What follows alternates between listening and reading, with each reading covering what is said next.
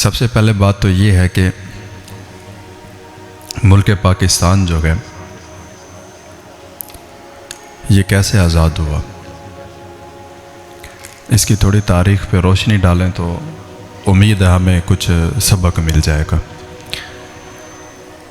آپ نے سنا ہوگا مطالعہ پاکستان میں ہمارے بھائی پڑھتے بھی ہیں، ہم نے بھی پڑھا تھا، بر صغیر پاک و ہند، ایک بر کبیر ہے اور ایک بر صغیر ہے۔ بر صغیر پاک و ہند، پھر اس میں بنگلہ دیش بھی آ گیا، مزید 2-3 ٹکڑے مزید ہو گئے، لیکن جو اصل جو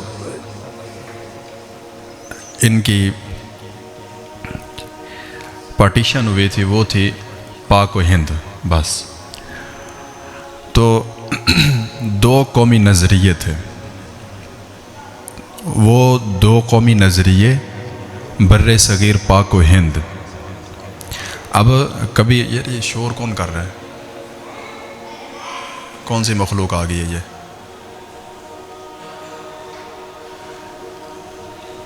دو قومی نظریے وہ کیا تھے؟ قائد اعظم محمد علی جناح رحمۃ اللہ تعالی علیہ، آپ نے یہ قرارداد پیش کی کہ ہندوؤں کے ساتھ ہم رہ کر کھل کے عبادت نہیں کر پا رہے، پابندیاں تھیں، کھل کے عبادت نہیں کرنے دیتے تھے۔ اس وجہ سے جو ہے نا 2 قومی نظریے یہاں سے بنے تھے کہ ان کا نظریہ اور ہے، ہمارا نظریہ اور ہے۔ یہ بالکل سیدھے سادے الفاظ میں آپ کو سمجھانے کی کوشش کر رہا ہوں، جس وجہ سے آپ کا یہ ویلڈ پوائنٹ تھا کہ بر صغیر کے 2 حصے ہوئے، ایک ہندوستان اور ایک پاکستان۔ اور مزے کی بات میں آپ کو بتاؤں، آپ کے ایمان میں اور جذبے میں مزید اضافہ ہوگا کہ ملک پاکستان پوری دنیا میں واحد ایسا ملک ہے جس کو کلمہ طیبہ کی بنا پر بنایا گیا۔ باقی ملک بنے ہوئے تھے، عرب، خلیجی ممالک جتنا بھی یہ سارے پہلے کے بنے ہوئے تھے، ملک پاکستان واحد ایسا ملک ہے جس کو کلمہ طیبہ کی بنا پر بنایا گیا ہے۔ کیوں بنایا؟ کہ مسلمان کھل کر عبادت کریں، اپنی عبادت گاہیں بنائیں اور جتنا ہو سکے رب تعالیٰ کی عبادت کریں۔ 1947 14 اگست کی رات، رمضان المبارک 27واں روزہ، 12 بجے کے بعد اعلان ہوا کہ پاکستان آزاد ہو گیا، لیکن ہوا نہیں۔ اس کی وجہ پتہ کیا ہے؟ اس کی وجہ یہ ہے کہ آج بھی ہم انگریزوں کے فیشن کو مانتے ہیں، انگریزوں کی تعلیمات کو مانتے ہیں، ان کے نقش قدم پہ چلتے ہیں، اور بڑے ہی افسوس کی بات ہے کہ ہمارے نوجوان بھائی جو ہیں ان کے آئیڈیل یا تو فلمی سٹار ہیں، یا تو ڈراموں کے ایکٹر ہیں، یا کوئی سٹیجوں پہ ناچنے والے جو ہے نا وہ کنجر ہیں۔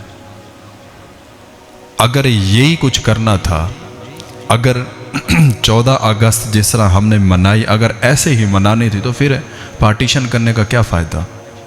پھر کیا ضرورت تھی یہ سب کچھ کرنے کی؟ یہ سب کچھ تو پھر بیکار ہے اگر ہم یہ سب کچھ کریں۔ اب یہ 14 اگست پہ جو ہم نے حشر کیا، عزتیں بھی ہم نے اچھالی، اس کے بعد بچوں کو وہ چیزیں لے کر دی جس کو اسلام منع کرتا ہے، اور ہم نے خود لے کر دی۔ میں اگلے دن وہ کلاس پڑھا رہا تھا تو اس میں نا وہ سٹوڈنٹس میرے کہہ رہے تھے کہ سر جی پاکستان میں معیشت خراب ہوئی ہے حکمرانوں کی وجہ سے، یہ معاملہ، وہ ہر ایک بندہ اپنا تجزیہ پیش کر رہا تھا۔ پھر میں نے ان سے بھی سوال کیا، اور وہی سوال میں آپ سے بھی کرتا ہوں۔ ہم مانتے ہیں چلو حکمران ٹھیک نہیں ہے ہماری زبان میں، ہم کون سا ٹھیک ہے؟ ہم نے ملک پاکستان جو آزاد ہوا، ہم نے اس کی آزادی کا حق ادا کیا؟ نہیں کیا۔ ہمیں چاہیے تھا 14 اگست کو ہم شکرانے کے نفل ادا کرتے، ہم رب تعالیٰ کے حضور سجدہ ریز ہوتے، اس دن ہماری مسجدیں بھری ہوئی ہوتی، لیکن کیا تھا کہ پارک بھرے ہوئے ہیں، کیا تھا روڈوں پہ رش ہے، لوگ باجے بجا رہے ہیں، یہ آزادی منائی جا رہی ہے، یہ ملک پاکستان گئے۔ اگر یہی کچھ کرنا تھا، اگر یہود و نصار کے نقش قدم پہ چلنا تھا تو پھر پاکستان بنانے کی کیا ضرورت تھی؟ پھر انڈیا میں بیٹھ جاتے ہیں۔ آپ کو اس چیز کا پتہ نہیں علم ہے کہ نہیں، اس وقت پاکستان سے زیادہ انڈیا میں مسلمان ہیں۔ اگر وہ مزید اپنے ایک ملک بنانا چاہیں تو ملک پاکستان سے بڑا ایک ملک مزید مسلمان بنا سکتے ہیں، لیکن ہم کیا کر رہے ہیں؟ جن سے ہم نے جدائی اختیار کی، جن سے ہم نے اختلاف کیا، ان کے پیچھے چل پڑے ہیں۔ اگر یہی سب کچھ کرنا تھا تو پھر اتنی قربانیاں کیوں دی ہیں؟ آپ کو پتہ ہے جب جنگیں ہوئی تھی، کئی ہزار عورتوں کی عزتیں لوٹی گئی تھی، کئی ہزار عورتوں نے سکھوں کے بچے پیدا کیے تھے، کئی ہزار عورتوں نے اپنی عزتوں کو بچانے کے لیے کنوؤں میں چھلانگیں لگائی تھی۔ تو اس لیے بنایا گیا تھا ملک پاکستان، ہم یہ حشر کریں اس کے ساتھ۔ آج ہم کہتے ہیں کہ حکمران نہیں ٹھیک، ہم کون سا ٹھیک ہے؟ ہم کون سا ٹھیک ہے حضرت؟ ہر بندہ جس کا جہاں پہ ہاتھ لگتا ہے اس نے وہاں پہ ہاتھ مارا ہے اور مار رہا ہے۔ کسی کو یہ احساس نہیں ہے کہ یار ملک پاکستان کس لیے بنایا گیا تھا۔ یہ ملک پاکستان جس میں جگہ جگہ پر ایمانداری کے بڑے بڑے بورڈ لگے ہوئے ہیں، لیکن ایمانداری نام کی چیز ہی کوئی نہیں ہے۔ یہ صرف پاکستان میں یہ چیز پائی جاتی ہے کہ جی یہاں پر خالص دودھ دیا جاتا ہے، یہاں پر یہ خالص چیز دی جاتی ہے، یہاں پر یہ خالص ہونا ہے، ہوتا نہیں ہے۔ باہر کے ملکوں میں خالص نام کی چیز ہی کوئی نہیں ہے۔ بس ٹھیک ہے چیز چل رہی ہے، ایک نمبر ہے، کیونکہ ان کا ایمان مضبوط ہے۔ ہم بڑی غلط سائڈ پہ نکل پڑے ہیں۔